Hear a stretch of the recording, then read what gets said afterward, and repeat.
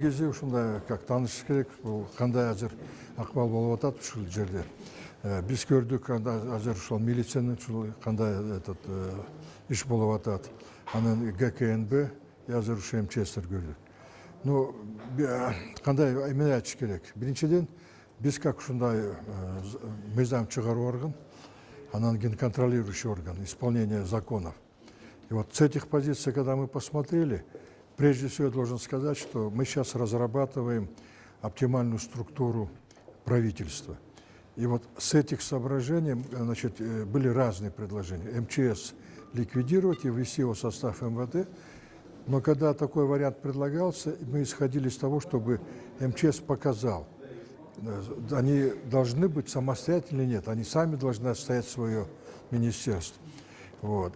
И, естественно, вот сейчас в условиях того, что МЧС – это не просто орган, который реагирует на чрезвычайные ситуации. Этот орган, который должен заниматься вопросами подготовки, превентивных мероприятий и вопросов в целом гражданской защиты населения. Вот исходя из этого, я считаю, что роль МЧС и его структуру надо укреплять.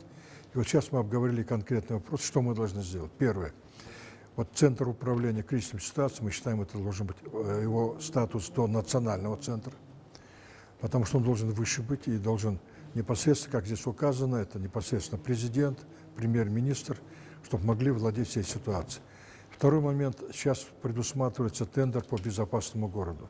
Почему-то представители МЧС не были включены.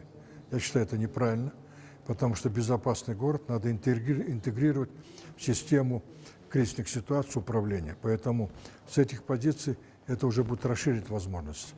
Следующая позиция, которая очень важная, МЧС, они должны все-таки с ними согласовывать, значит, где будут здания проектироваться, с ними должны согласовывать, значит, перепрофилирование помещений. Очень много ломается внутри помещений, перегородок.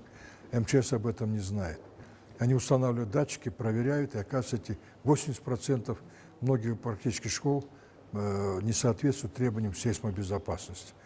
С МЧС никто не согласует. То есть сегодня задача стоит огромная, и мы на законодательном органе должны принять такие меры, чтобы помочь МЧС именно в законодательном плане, чтобы они имели возможность контролировать и предотвращать появление разных ситуаций.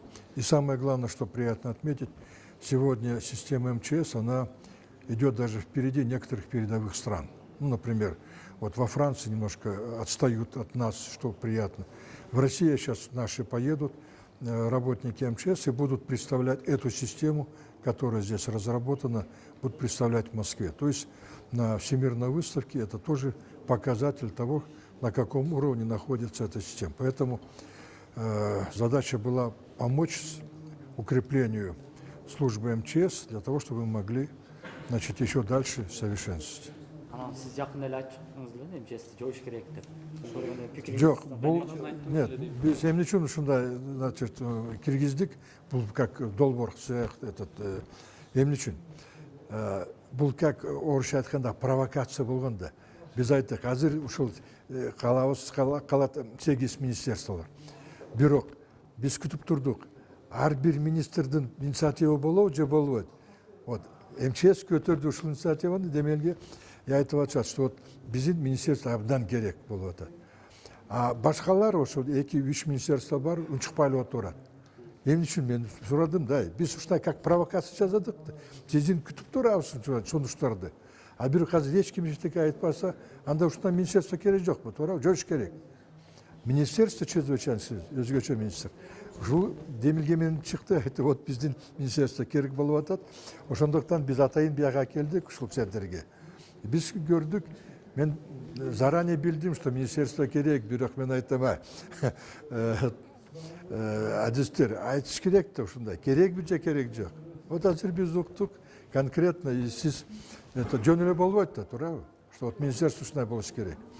Ошондуктан мен айтып атам, сөзсүз министерство керек, и сөзсүз ушул жардам бериш керек ушул министерствого. Рахмат.